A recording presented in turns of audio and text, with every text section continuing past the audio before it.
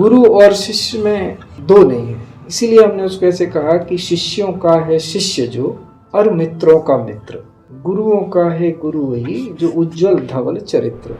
मनुष्य पर परमात्मा से अधिक भरोसा करना। बाप रे बाप, मनुष्य पर परमात्मा से अधिक भरोसा करना। तो परमात्मा को मनुष्य में मैनिफेस्ट होना ही पड़ेगा, उसके पास कोई चारा नहीं रहेगा। अभी बहुत अच्छी स्थिति आने वाली है और बहुत स्थिति अच्छी आती जा रही है और लोगों को बहुत चीजें स्पष्ट होने वाली हैं और मैं स्पष्टता ही लेके आया हूँ। मुझसे कोई पूछता है कुछ सिद्धि, कुछ मैं, कुछ नहीं है, केवल स्पष्टता है और उसके अलावा कुछ है।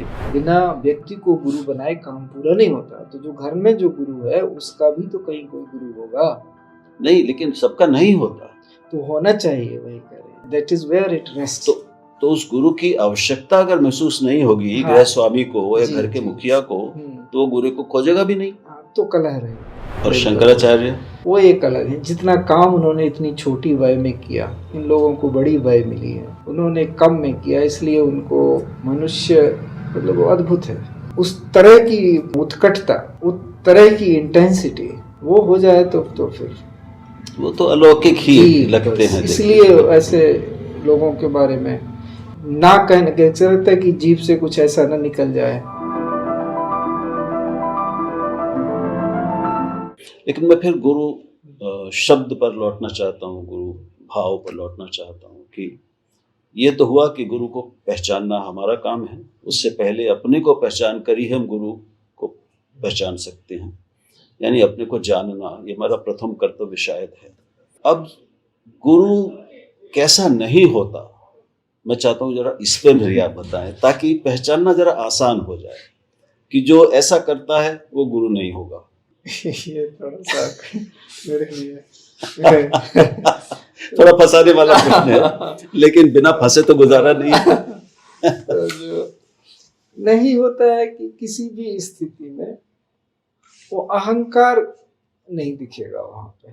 गुरु का जो मूल काम है वो है हमारे अहंकार का विनाश करना, और कोई काम नहीं है मूल में। और भी ये जो मैं बारंबार ही कहता हूँ कि और कोई काम नहीं है, ये कुछ वैसा ही है जैसे ईश धर्म सनातन है, ईश धर्म सनातन कह के 10-15 बातें कहीं जाती हैं। तो ये मेरे कहने का मुझे और कोई तरीका नजर नहीं आता, इसलिए मैं कहता हूँ कि ऐसा है तो उसमें कभी भी मतलब जब मैं ये कहता हूँ कि गुरु का मूल काम है, ऐसे कई काम में मूल काम बोल के बोलता हूँ। दैट इज वो किसको कौन क्लिक कर रहा है, किसको किस अवस्था में, भिन्न भिन्न व्यक्तियों भिन्न भिन्न अवस्था में क्लिक करता है। तो जो नहीं है उस तो उसमें कभी भी अहंकार नहीं दिखता, क्योंकि उसका मूल काम है अहंकार का विनाश। तो अगर उसका ही अहंकार बना हुआ है तो दूसरे का और बलवान होगा उसके सत्संग। आजकल तो हमारे बहुत से गुरु ऐसे हैं जो दूसरे को अपमानित कर देते हैं, लगातार कड़वे वचन बोलते हैं, क्या क्या करते हैं आप भी जानते हैं, क्या क्या कहते हैं। उनकी उग्रता, उनकी आक्रामकता, उनके भीतर की अशांति, क्रोध, यानी वो सब जो धर्म के 10 लक्षण हमारे यहाँ बताए गए हैं, बिल्कुल उल्टा उनके अपने व्यवहार में रोज टीवी पर हमें दिखता है। लेकिन वो कहते हैं कि हम धर्माचार्य हैं, हम धर्म गुरु हैं। तो ये जो भ्रम है, इससे कितना आप जानते हैं कितना भयानक और व्यापक आध्यात्मिक भ्रम उत्पन्न हो रहा है। धर्म मात्र के प्रति लोगों के मन में भ्रम और भ्रांतियां, और एक जो ठीक ठाक लोग हैं उनके मन में एक अरुचि सी पैदा हो रही है। इन तथाकथित धर्म गुरुओं से अरुचि, और उसके कारण धर्म मात्र से अरुचि। तो ये इस तरह से हमें उसको देखना होगा। ये तो है जैसे जनरली हम सामान्यतः कहते हैं कि जब हम संवाद में हो तो जब अगर स्वर ऊंचा जाने लगे तो बुद्धिमान व्यक्ति की पहचान है कि चुप हो जाए, कि वहाँ कुछ सुना नहीं जा रहा है और आप बोल रहे हैं सुनाने के लिए, सुनने के लिए। तो जब उसका जो उद्देश्य है वो पहले से ही दिख रहा है कि पूरा नहीं हो रहा है, तो हम मौन हो जाना चाहिए। बहुत सुंदर। तो कुछ उसमें अब बात है कि ये लोग क्यों इस तरह का शोर शराबा हो रहा है, तो लोगों को लग रहा है कि उसी तरह के श्रोता हैं या जो श्रोताओं तक पहुंचाने वाले माध्यम है, उनको लग रहा है कि इस तरह का संवाद इस तरह का बोलना, सुनना, वार्तालाप लोगों को हमारी ओर ले आएगा, हमारे को देखा जाएगा। आपने तो बिल्कुल मर्म पकड़ लिया मीडिया का। तो उत्तेजना पैदा करके जी। दर्शकों को खींचना। तो थोड़ा सोशल मीडिया आया है तो वहाँ ये सुविधा है कि लोग अपने पेस पे बात कर सकते हैं, तो वहाँ उस तरफ लोग जा भी रहे हैं। तो थोड़ा दर्द तो होगा, जब कोई इल्ली से तितली बनता है तो थोड़ा तो दर्द होता है। तो इस फेज को वैसा ही समझना चाहिए, बहुत निराशाजनक स्थिति नहीं है। लोग फिर मनुष्य में हमने किसी से सुना समझा और जीवन में मुझे बहुत स्पष्ट लगा। कोई हम जब शायद 12वीं करके आए थे और 12th के बाद कोई हमें मिले, वो एमटेक में थे उस समय, तो उन्होंने मुझे कहा कि मनुष्य पर भरोसा मत खोना कभी, मनुष्य पर भरोसा मत खोना कभी। तो मैंने उसको थोड़ा और ऊंचाई तक लेके गया। मैंने कहा कि मनुष्य पर परमात्मा से अधिक भरोसा करना, मनुष्य पर परमात्मा से अधिक भरोसा करना। बाप रे बाप, मनुष्य पर परमात्मा से अधिक भरोसा करना, किसी भी मनुष्य पर। अब वो मनुष्य में शब्द इस्तेमाल कर रहा हूँ, मनुष्य पर परमात्मा से अधिक भरोसा करना। तो परमात्मा को मनुष्य में मैनिफेस्ट होना ही पड़ेगा, उसके पास कोई चारा नहीं रहेगा। तो इसलिए मुझे कभी भी कोई निराशा का भाव आता ही नहीं। मुझे हमेशा पॉजिटिव दिखता है कि अभी बहुत अच्छी स्थिति आने वाली है और बहुत स्थिति अच्छी आती जा रही है और लोगों को बहुत चीज़ें स्पष्ट होने वाली हैं और मैं स्पष्टता ही लेके आया हूँ। मुझसे कोई पूछता है कुछ सिद्धि, कुछ मैं, कुछ नहीं है, केवल स्पष्टता है और उसके अलावा कुछ है ही। आपने हाँ ये भी लिखा भी है, कहा भी है कि इन चीज़ों के बारे में जो मूल हमारे महत्वपूर्ण बड़े शब्द हैं और परिभाषाएं हैं, उनके बारे में स्पष्टता देना भी आप एक काम अपना मानते हैं। यानी क्या?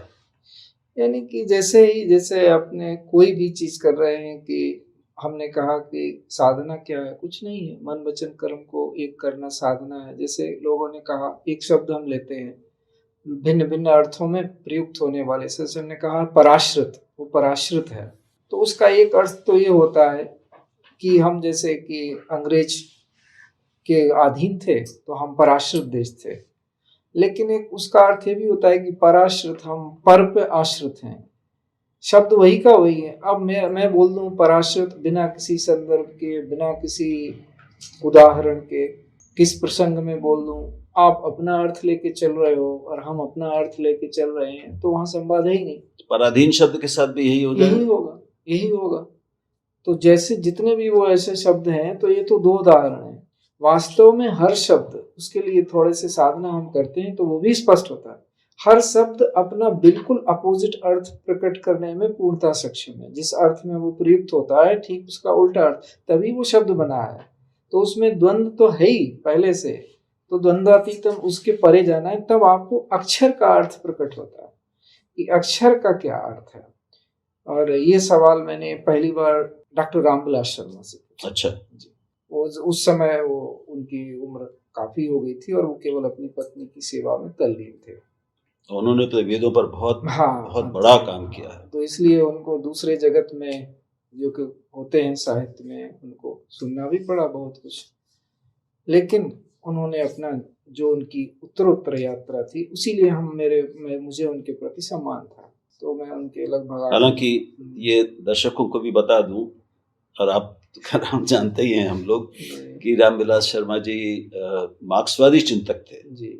और उन्होंने ऋग्वैदिक काल का साहित्यकार और वेदों का भी अनुशीलन और उनकी व्याख्या मार्क्सवादी दृष्टि से की है। इसको आप कैसे देखते हैं? क्योंकि आजकल मार्क्सवादी या वामपंथी होना भी एक तरह की गाली है, यानी कोई वो अमनुष्य जैसा कुछ होना है, ये कई लोगों के दिमाग में बैठा हुआ है। यात्रा है, मैं तो उसको व्यक्ति की यात्रा देखता हूँ। अगर व्यक्ति ईमानदार है, वो खोज में है, तो उसको हर किसी भी रास्ते से आए, वो राजपथ पे पहुंचेगा ही। राजपथ से मेरा आशय है किसी राजनीति से नहीं, ज्ञान के राजपथ पे वो पहुंचेगा ही पहुंचेगा। तो वो चाहे गांधी को लेके आए, चाहे मार्क्स को लेके आए, आध्यात्म की दृष्टि में दोनों बालक हैं जो अच्छा काम कर रहे हैं। मार्क्स क्या कम ईमानदार थे, कितना उन्होंने संघर्ष किया कि, और इसीलिए तो अपील है, तपस्या जहाँ भी जिसके कर्म में है उसका तो समाज में प्रकट होगा ही फल। तो वही गांधी के साथ हुआ, वही मार्क्स के साथ हुआ। लेकिन ये बिलग आध्यात्म का क्षेत्र बिलग है। यहाँ पे इस सब से सब शीश उतारे कर धरे, ये सब शीश हैं। इनको तो आप बाहर आके फिर इधर प्रवेश करिए, खाला का घर नहीं है। तो उसके लिए जो यात्रा है वो भिन्न है। तो उन्होंने जो व्याख्या की उनकी यात्रा रही, लेकिन अंत में वो जब जहाँ पहुंचे उस समय उनसे कितने लोग मिले, कि क्या वो देख रहे थे, क्या समझ रहे थे, तो वो तो उनके साथ ही गया जिसने देखा। अब चूंकि अभी आपने उल्लेख भी कर ही दिया, तो थोड़ा गांधी पर मैं आपकी दृष्टि और आपकी राय समझना चाहूँगा। गांधी जी नितांत ईमानदार व्यक्ति, ईमानदार, लेकिन वो राजनीति और अध्यात्म के दो विलग क्षेत्रों को थोड़ा सा, क्योंकि अध्यात्म जब हम इस क्षेत्र में आते हैं तो हमने बारंबार ये कहा है कि यहाँ आलोचना नहीं की जा सकती। हम किसी की आलोचना, हम पत्रकार थे तब तक आलोचना मेरा धर्म था। अब न तो हम स्तुति कर सकते हैं, न प्रशंसा कर सकते हैं, न आलोचना कर सकते हैं, लेकिन संकेत कर सकते हैं, उतना तो रहता है, नहीं तो फिर हम संवाद ही क्यों करें। तो बस इतना ध्यान रखना था कि जो क्या गांधी ने नहीं किया ये, यानी उन्होंने, मैं समझता हूँ कि व्यक्तियों की आलोचना उन्होंने नहीं की है, उन्होंने प्रवृत्तियों की आलोचना और विरोध किया है, और यही बात उनको दूसरे नेताओं से अलग करती है। नहीं, हाँ, वो तो है, ये मैं बिल्कुल सहमत हूँ। मैं कुछ और कह रहा हूँ कि जब आप किसी क्षेत्र में होते हैं, गांधी राजनीति के क्षेत्र में थे और लोग उनसे प्रेरणा लेते थे, उनसे सुनते थे, उनकी मानते थे, इतना तक भी था कुछ लोग।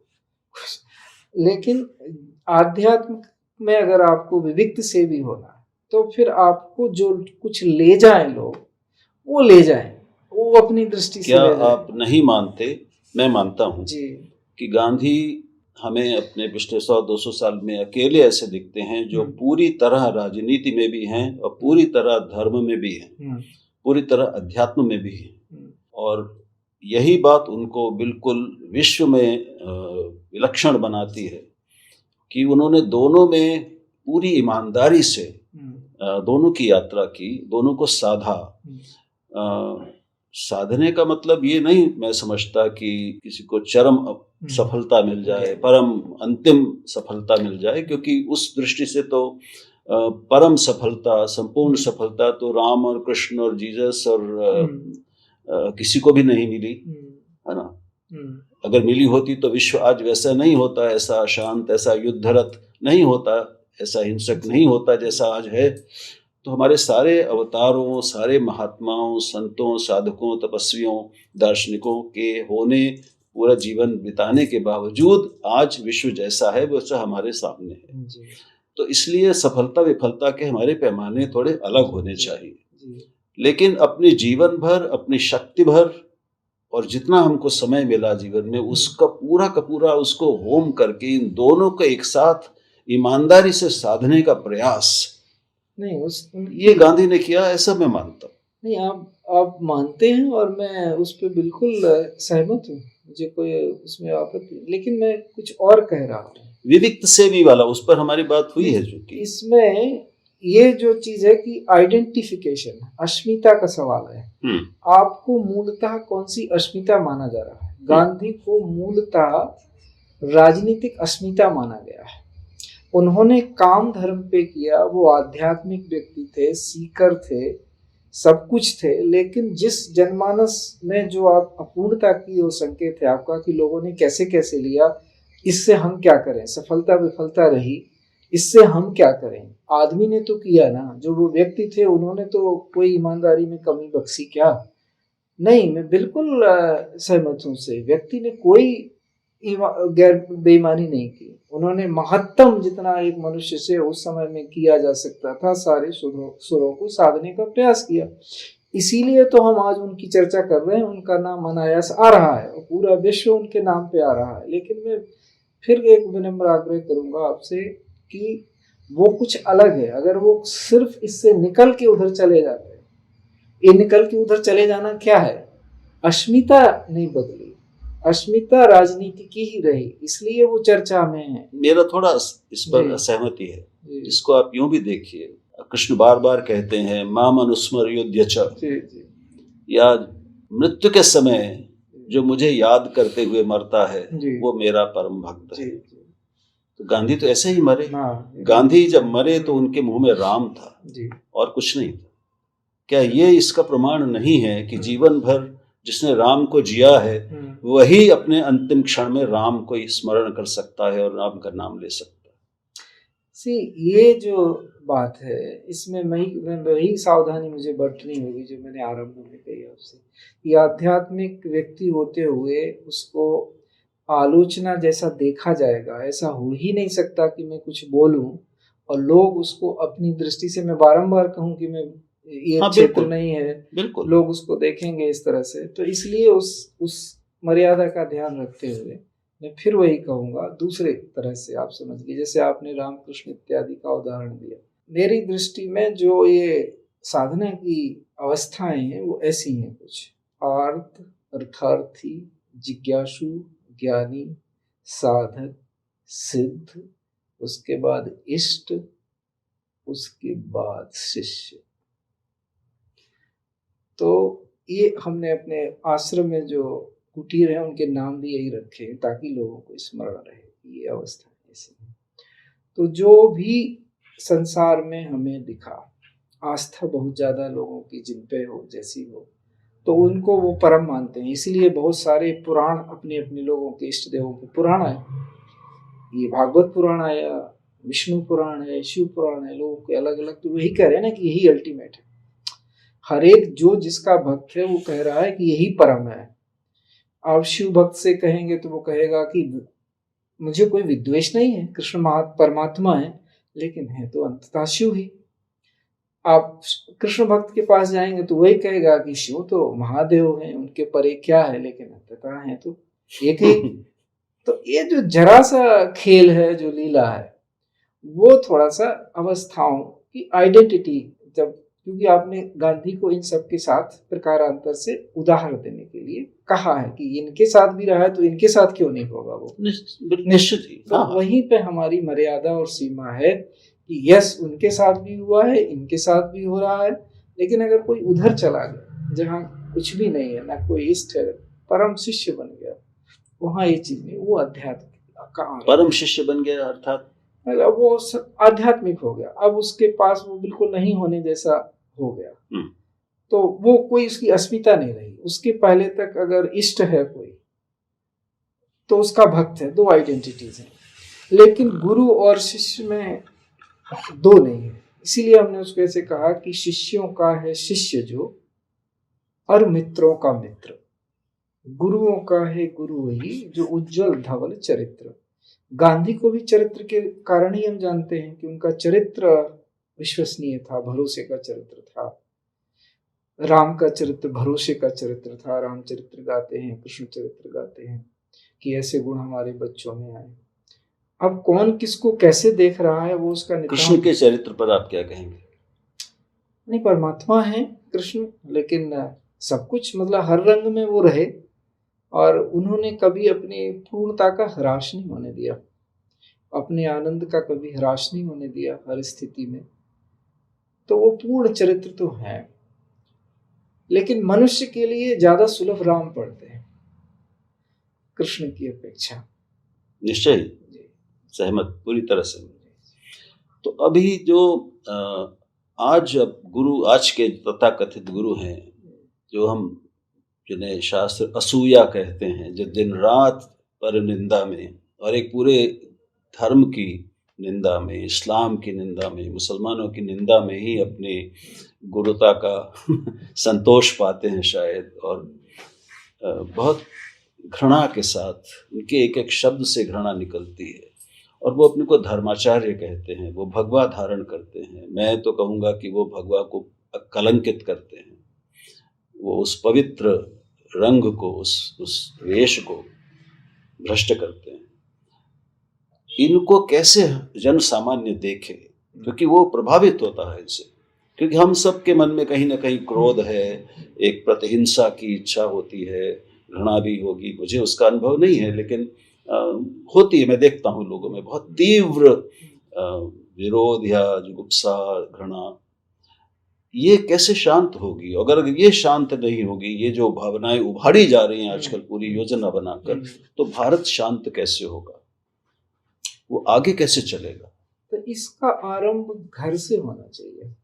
इसका एक ही निदान है वो अपने घर में, परिवार में जो आपका पथ है, रास्ता है, उस पे आत्यंतिक दृढ़ता होनी चाहिए, स्पष्टता होनी चाहिए और बड़ी सहजता पूर्वक उसको कहने की सामर्थ्य होनी चाहिए। आपको कोई वस्तु ठीक नहीं लगती, नहीं, अगर मेरे घर में कोई विरोध नहीं है जी या ऐसा विरोधी स्वर नहीं है, जी, लेकिन समाज में है, मेरे पड़ोसी के, मेरे मित्रों के, मेरे संबंधियों के घर में है और उनके घरों में उनके अपने भीतर ये सारे भावनाएं पल रही हैं, उग्र हो रही हैं, उनका मैं क्या करूं? छोड़ दूं? उसी नहीं, वहाँ जहाँ जहाँ हमारी भूमिका है, क्योंकि जो स्पष्टता हमें उपलब्ध है, जिसको हम पूरे मन वचन कर्म से जानते हैं कि ये वस्तु ऐसी है, दो ही संभावना है उसमें, या तो वो गलत निकले तो सामने वाला बताएगा हमें कि ये आपकी भ्रांत धारणा है, या तो वो सही हो, उसको भी भा जाए कि हाँ ये ठीक है, तो दोनों फिर एक मती हो जाएंगे। तो जहाँ भी ऐसा विद्वेष दिख रहा है वहाँ बहुत ही चिल्लाने की आवश्यकता नहीं है, बहुत शांत स्वर में एक विरोध दर्ज करा दिया कि भाई ये चीज ऐसी नहीं है, इतना ही बोलना है। कितने बार ऐसे युद्ध हुए हैं हमारे इतिहास में जहाँ कोई बहुत निर्बल हो गया शरीर से, दूसरा बहुत सबल है, तो उसने कहा कि हाँ मैं बिल्कुल आपसे डरता नहीं हूँ, मुझे कोई भय नहीं है और आप बिल्कुल गलत काम कर रहे हैं और ये मेरा लकड़ी सा देह है, जो कुछ करना कर लीजिए। और ऐसा भी नहीं है कि मैं कोई सरेंडर कर रहा हूँ, मैं भी जितनी ताकत है उतने से मैं आपका विरोध करूंगा, शरीर से भी, मन से भी, बुद्धि से भी। हाँ लेकिन अब समय ऐसा है कि आप प्रबल हो, तो सत्य के लिए दांव पे तो लगना पड़ता है, बिना उसके आप सत्य नहीं पाते, ये तो बात है। मुझे तो आपकी इस बात पे भी गांधी याद आते हैं, उनका सविनय अवज्ञा और सविनय असहयोग और सविनय विरोध, ये याद आता, अहिंसक विरोध। हाँ, तो वर्तमान में भी वही है कि आप, क्योंकि हम बहुत छोटी उसमें नहीं, हमें पूरा विश्व भी देखना है। लोग कह देते हैं, क्योंकि बहुत सारे उनके व्याख्याओं में चले जाएंगे तो बहुत लंबा लगेगा, क्योंकि अल्पसंख्यक हम कह देते हैं, पर विश्व की दृष्टि से देखो तो कौन अल्पसंख्यक है। अगर आप ऐसे मजहब और रिलीजन और धर्म की बात कर रहे हैं तो धर्म हो जाता है फिर माइनॉरिटी में, वैश्विक दृष्टि से तो जनसंख्या क्या कौन माइनॉरिटी में हो जाता है? जो जिनको हम सनातन धर्मी कह रहे हैं, हिंदू धर्म या हाँ, सनातनी धर्म, तो उसमें भी बड़ी व्याख्या है। तो सनातनी तो हम उसको कहते हैं जिसमें इतनी क्षमता है कि वो सबको समोले, उससे परे तो कुछ है नहीं, तो वो भी एक अलग क्षेत्र है। तो इसमें है कि सहजता पूर्वक जो घर में हो रहा है, अगर हम बच्चों को, पड़ोसियों को स्पष्टता से बता पाए कि ये हो रहा है, संवाद, एक चीज हम देख रहे हैं उसमें थोड़ा सा हमें कभी ये लगता है कि ये क्यों नहीं हो रहा है, बस इतना ही प्रश्न आता है, संवाद नहीं हो रहा है, लोग मन में रख के चीज बैठ जाते हैं, संवाद नहीं करते। कोई चीज चुभ रही है तो ऐसा क्यों मानते हैं कि दूसरे को ये बताना नहीं है, जो आपका ठीक धुर विरोधी आपको मान रहा है वो भी बताए कि हम आपको पूरी तरह विरोधी मानते हैं, तो बताओ भाई किस लिए विरोधी मानते हो, क्या पता दोनों एक ही बात कर रहे हैं, वो अंततः वो एक ही बात कर रहे हैं, ये बहुत स्पष्ट है। केवल बीच में जो व्यतिक्रम आ रहा है वो इस वजह से आ रहा है कि गुरु शिष्य परंपरा उतनी प्रगाढ़ रही नहीं, उसकी पुनर्स्थापना की आवश्यकता है, तो वो भरोसा वहां से आता है। क्योंकि अंततः जब हम कह रहे हैं कि आप परमात्मा के ही मैनिफेस्टेशन हो और मैनिफेस्टेशन नहीं करोगे तो भ्रम बना रहेगा, तो आप भरोसा कैसे करें, तो किसी भरोसे के व्यक्ति को देखते हैं कि इस पे भरोसा किया जा सकता है, तब आरंभ होता है। क्योंकि कोई ये कहे कि मुझ पे भरोसा कर लो, बात नहीं बनती है। आपने बहुत अच्छी बात कही, व्यवहारिक भी है घर से शुरू करने की, लेकिन हमारे बहुत से घर, अगर अधिकांश नहीं तो बहुत से घर ऐसे हैं जहाँ पर मान लीजिए 3 या 4 पिता हैं, माँ हैं, बच्चे हैं, और पिता या माँ जो गुरु की स्थिति में हो सकते हैं, जो अधिकार की स्थिति में हैं, जिन पर बाकी बच्चों की और पत्नी की भी, जैसे पति पर या सबकी माँ पर आस्था भी है, विश्वास भी है, और वो जानते हैं कि कम से कम मेरे लिए तो, मुझसे तो ये प्रेम करते हैं, सच्चा प्रेम मेरे माता पिता मुझसे करते हैं, मेरी पत्नी या मेरे पति मुझसे करते हैं, तो आस्था भी है, विश्वास भी है, विश्वसनीयता भी है। लेकिन जो गुरु के स्थान पर पति या पत्नी या पिता या माता हो सकते हैं, उनके अपनी बुद्धि में, उनकी समझ में ऐसी बातें धर्म के नाम पर समा गई हैं जो धर्म की नहीं है, हाँ जो अधर्म है, हाँ लेकिन समझ ही गलत हो गई है। हाँ। तो वो क्या करें, उन घरों का क्या होगा? इसीलिए कहा है कि पहले जो घर का मुखिया है, जिसमें गुरु का आप कह रहे हैं, वो कहाँ से बन गया? क्या वो स्वयंभू हो गया? उसने किसी व्यक्ति मनुष्य को तो बनाया होगा। वही तो हमारी हम कह रहे हैं बारंबार कि कोई व्यक्ति बिना है क्या, बिना व्यक्ति को गुरु बनाए काम पूरा नहीं होता। तो जो घर में जो गुरु है उसका भी तो कहीं कोई गुरु होगा। नहीं, लेकिन सबका नहीं होता। तो होना चाहिए, वही कह रहे हैं, that is where it rest. तो उस गुरु की आवश्यकता अगर महसूस नहीं होगी हाँ, गृह स्वामी को या जी, घर के जी, मुखिया को, तो वो गुरु को खोजेगा भी नहीं, तो कलह रहेगा, तो कलह कलह रहेगी। रहेगा, किसी न किसी तरह का असंतोष रहेगा ही रहेगा। क्योंकि ये यथा विधि यथा क्रम, जो सृष्टि का क्रम है, ये किसी की मेरी कोई धारणा नहीं है। ये जैसा देखा गया है वैसा वर्णन किया जा रहा है कि ऐसी व्यवस्था है कि गुरु होना चाहिए। उसके बाद स्थितियां अपने आप स्पष्टता आने लगती है, हर चीज में समंजन होने लगता है। क्योंकि जो परिवार है वो पति पत्नी से बना है, गुरु से नहीं बना है। जो इसका प्रकटीकरण है वो परिवार, तो इसमें उस चीज मिसिंग है। वही तो साधना है कि वहां तक पहुंचे लोग कि गुरु चाहिए, कि उनके अंदर उत्पन्न हो, तो फिर वो क्रम सीधा बन जाता है। क्योंकि वहां पे सारे निराकरण हो जाते हैं। क्योंकि भरोसा, वो भरोसा फिर उस व्यक्ति में आएगा, परिवार में, फिर वो उस तरह से वो उसी रूप में प्रकट होगा। ऐसे ये क्रम चलेगा, ऐसा ही है। अब मैं कौन होता हूँ ऐसा बोलने वाला? प्रश्न ये आता है। मैं कह रहा हूँ ये मेरा अनुभव है, बस। क्या कह रहे हैं आप? हमें ये कह रहे हैं कि बिना गुरु बनाए घरों में कलह होता है। बहुत से घर हैं जिनमें गुरु हैं, और वो गुरु ऐसे हैं जो आपको कई बार सार्वजनिक मंचों पर और टीवी पर भी कलह करते हुए दिख जाएंगे। अब क्या करें? बड़ी विकट स्थिति है। देखिए, पारंपरिक हिंदू व्यवस्थाओं में कुल गुरु होते हैं, परिवार के गुरु होते हैं। तो कुल गुरु की परंपरा कई पुराने परिवारों में है, परंपरा का पालन करने वाले परिवारों में। लेकिन वो गुरु ही स्वयं यदि इस पद के योग्य न हो, वो ये कहा गया है कि गुरु अपने मन से, अब कोई और दूसरा उसमें हस्तक्षेप नहीं करना चाहिए। किसी को भी वो हस्तक्षेप करने का अधिकार नहीं है, क्योंकि वो हित में नहीं है उसके, जो ढूंढ रहा है। यहाँ तक कि जो गुरु है वो भी नहीं करता, जिसको वो गुरु बनाने वाला है वो भी कभी नहीं बोलता है कि तुम मुझे ही ढूंढ रहे हो। जब ठीक है 10 जन बाद आओगे, अभी आ जाओ, आना तो ही। तो वो उसमें किसी को भी हस्तक्षेप नहीं करना चाहिए। गुरु केवल अपनी और अपनी, वो स्वयंवर जैसा है, स्वयं वरण किया जाता है उसको।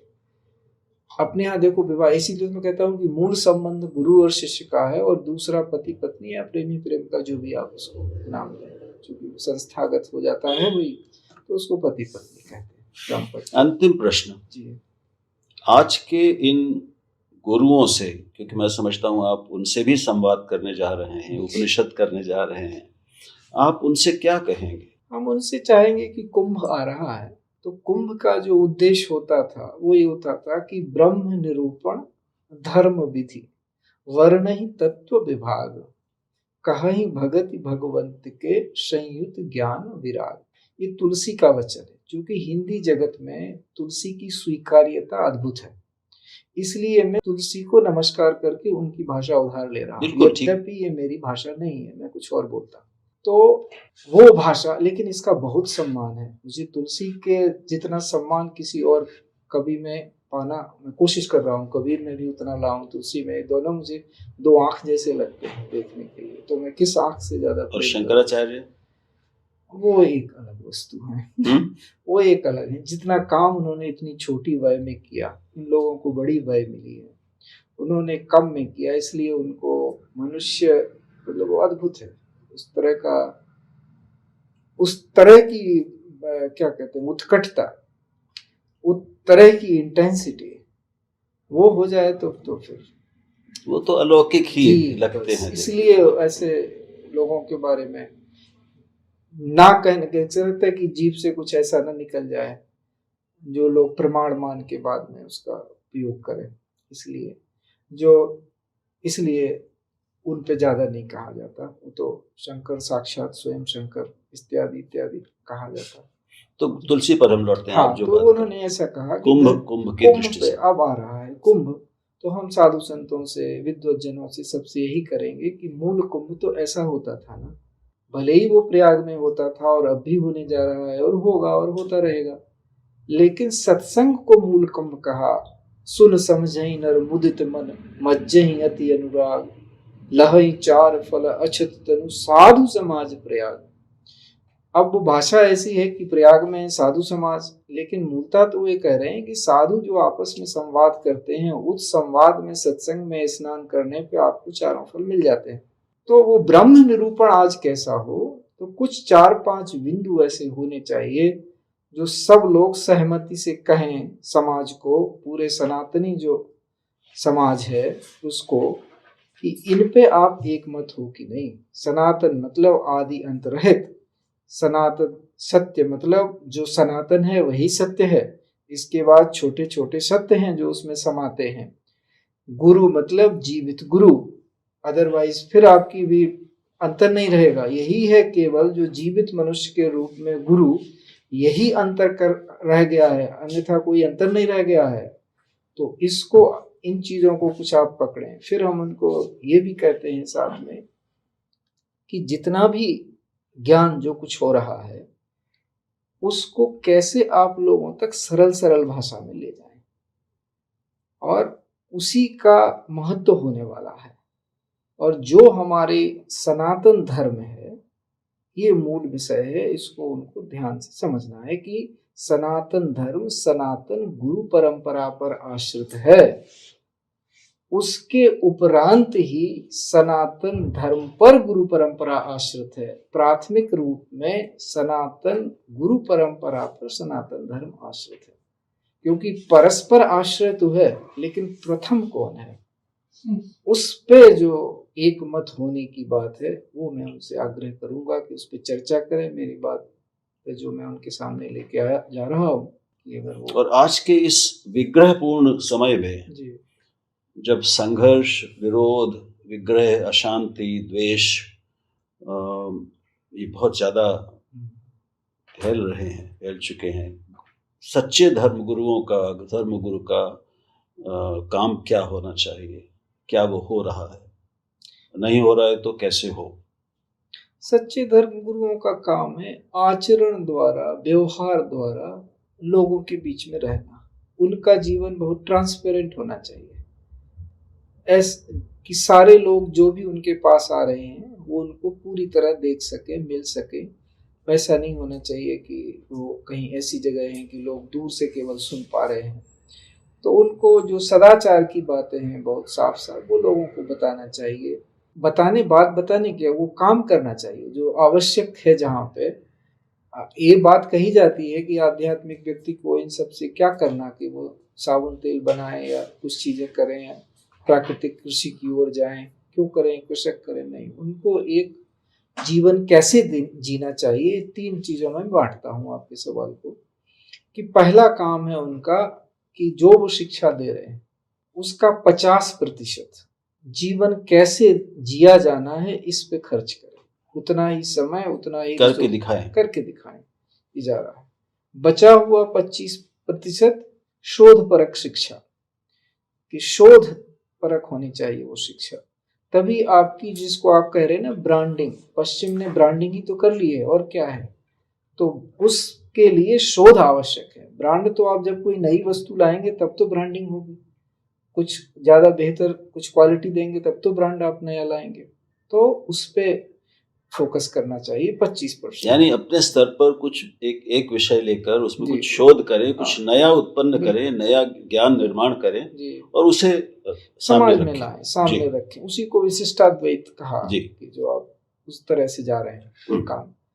तीसरा है कि फिर बची 25%, तो जो भी आजीविका के लिए आवश्यक है उसके लिए वो स्किल डेवलपमेंट जो भी आप कर रहे हैं उसमें आप उतना समय और उतनी अवधि और उतने रिसोर्सेज लगाएं। तो ये अभी के समय में ये करने से हमें वो सब प्राप्त हो जाएगा जिसके लिए बड़ी आकुलता है, अशांति है समाज में, क्योंकि हमारी जनसंख्या भी खूब है। और लेकिन अगर वही ह्यूमन रिसोर्सेज में हम कन्वर्ट कर लेते हैं, हालांकि कुछ लोग ह्यूमन रिसोर्सेज को नेगेटिव शब्द कहते हैं, ऐसा है नहीं। मानव संसाधन उनकी डिग्निटी से खेलने के लिए नहीं कर रहे हैं। मनुष्य की डिग्निटी को, उसकी महत्ता को डिफाइन करने के लिए तो उसको कहा जा रहा है कि उसमें मूलभूत डिग्निटी है ही, उसकी गरिमा है ही मानव की। हमने तो पहले यही नाम ही दिया था कि मानव गरिमा उसमें है। तो उसी को कैसे और प्रस्फुटित होने दें, कैसे पुष्पित पल्लवित होने दें, कैसे वो फल में बने, कैसे वो वृक्ष बन जाए, इसके लिए यही त्रिवेणी अगर हम काम में लाते हैं शिक्षा की, तो ये धार्मिक गुरुओं का काम होना चाहिए मेरे। अब बहुत बहुत सुंदर, बहुत धन्यवाद इसके लिए। लेकिन अब जैसा कि संवाद में होता है, आप इतनी अच्छी अच्छी बातें हमें बता रहे हैं, तो नए प्रश्न भी आ रहे हैं। मुझे लगता है कि इन एक दो प्रश्नों के बिना हमारी बातचीत अधूरी रहेगी। तो धर्म गुरुओं के एक काम तो ठीक है, धर्म की व्याख्या, समयानुकूल धर्म की व्याख्या, लोगों को स्वयं जी कर आचरण से शिक्षा देना, धर्म आचरण की शिक्षा देना। लेकिन साथ में इतने हजार वर्षों के बाद भी हमारे जो तथाकथित हम जिससे हिंदू धर्म कहते हैं, हिंदू समाज कहते हैं, उसमें भेदभाव, शोषण, दमन, जाति के या वर्ण के आधार पर अंतर, विभाजन, जिन्हें नीची जाति कहा गया, माना गया, मैं ज़्यादा लंबे विवाद में नहीं जाऊंगा, लेकिन ये मालूम है कि सदियों से, हजारों कुछ वर्षों से एक कुछ वर्गों के साथ अन्याय हुआ, वो दबे रहे, शिक्षा से वंचित रहे, गरिमा से वंचित रहे, प्रतिष्ठा से वंचित रहे, और हमारे और आप जैसे व्यक्तियों के बंधुत्व से, बंधुता से वंचित रहे। हमारे सारे धार्मिक श्रेष्ठता, ऊंचाइयां, परम ज्ञान, वो इन खाइयों को पाट नहीं पाए हैं। तो वो क्यों हुआ, 5000 वर्षों के इतिहास में हम जाएंगे तो मैं वो सवाल नहीं पूछूंगा। लेकिन अब इसको प्रश्न ये है कि अगर इन खाइयों को, गरीबी को, पिछड़ेपन को, इस तुलनात्मक सापेक्ष गरिमा युक्त जीवन के और वर्गों को, इनको अगर बराबरी पर हम सम्मान की और गरिमा की, अवसर की, प्रतिष्ठा की समता पर नहीं लाएंगे, तो हम विश्व गुरु भी बन जाएं, अपने को घोषित कर दें, हम कुछ भी बन जाएं, महाशक्ति बन जाएं, उससे क्या लाभ होगा, वो कैसे होगा? और अगर हमारे धर्म गुरु इस चुनौती को स्वीकार करने को तैयार नहीं है, इसकी आंख में आंख मिला डालकर इसको स्वीकारने को भी तैयार नहीं है, वो अपने सीधे अद्वैत पर चले जाते हैं, जब इन कठिन प्रश्नों को उनके सामने रखा जाता है, तो हम उनसे क्या उम्मीद करेंगे?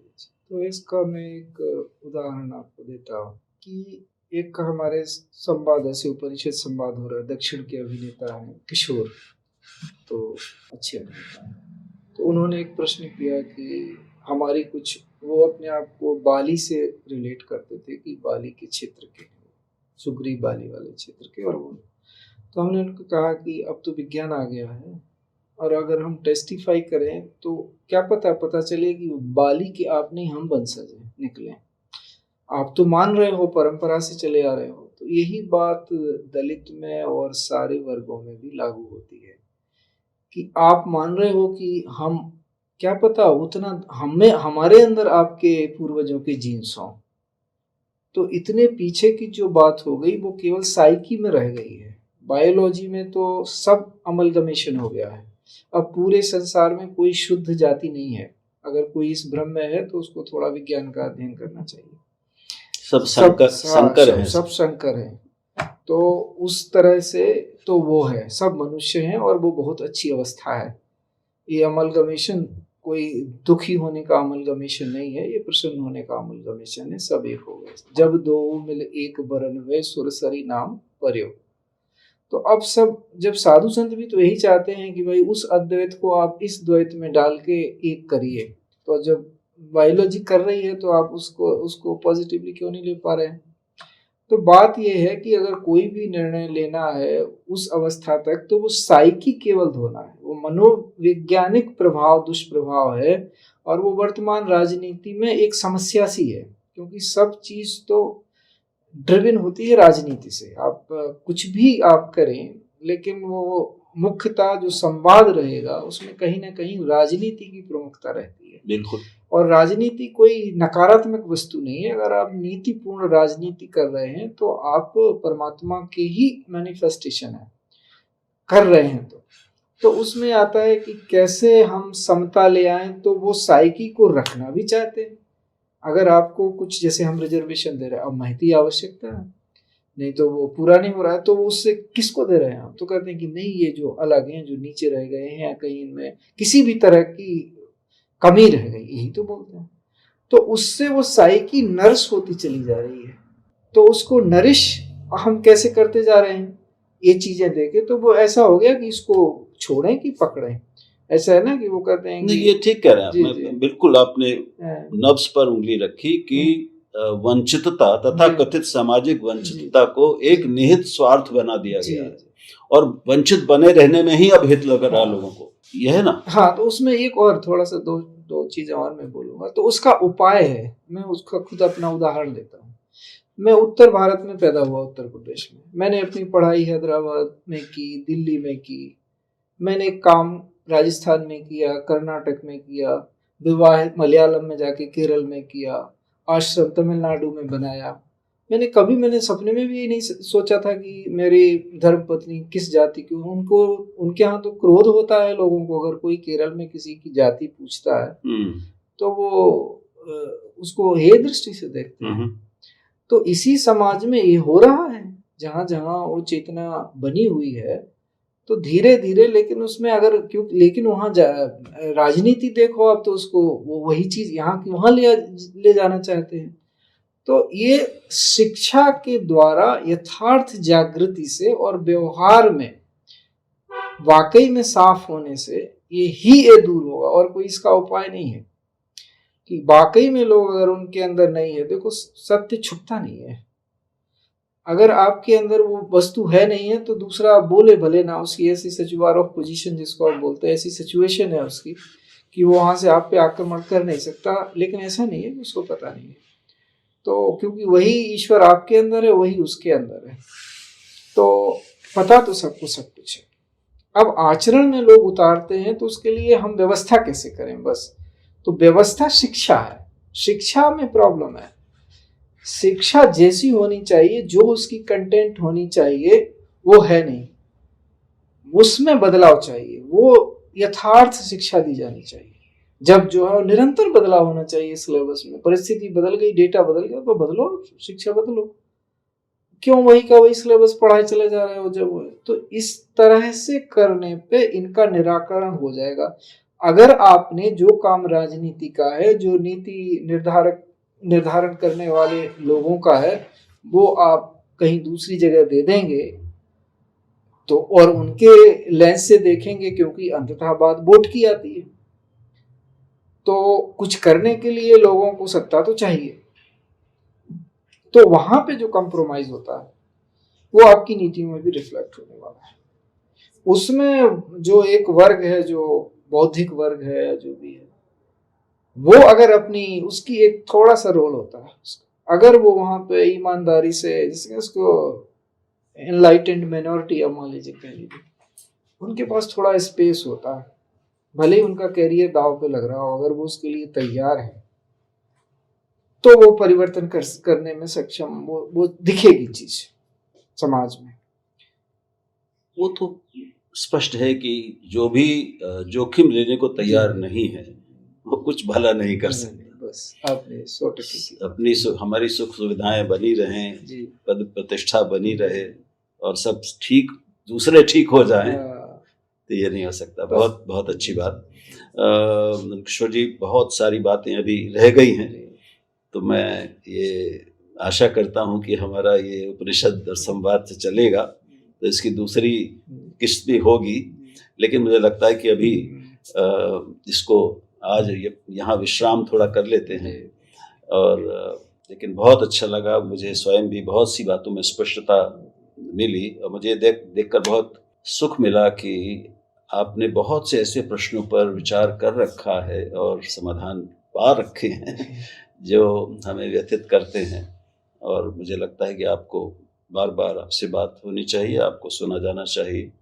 और मैं अपने सभी दर्शकों से भी ये अनुरोध करूँगा कि वो नंदकिशोर जी को सुनने और समझने के लिए इसको कई बार सुने तो उनको शायद लाभ होगा, क्योंकि जो बड़ी बातें हैं, गहरी बातें हैं, वो एक बार सुनने और एक बार पढ़ने से समझ में नहीं आती। उनको बार बार सुनना, बार बार पढ़ना पड़ता है। ऐसे लोग भी कम मिलते हैं जिनको बार बार सुनने की ज़रूरत बनी रहती है। नंदकिशोर जी एक ऐसे ही व्यक्ति हैं, कम से कम मेरी दृष्टि में, और मैं भी उनकी बातों को बार बार उन पर विचार करूँगा, मनन करूँगा, पढ़ूँगा, उनसे भी बात करूँगा और अनुरोध करता हूँ कि आप भी ऐसा करें तो आपको लाभ होगा। बहुत बहुत धन्यवाद और नंदकिशोर जी बहुत बहुत धन्यवाद, आभार।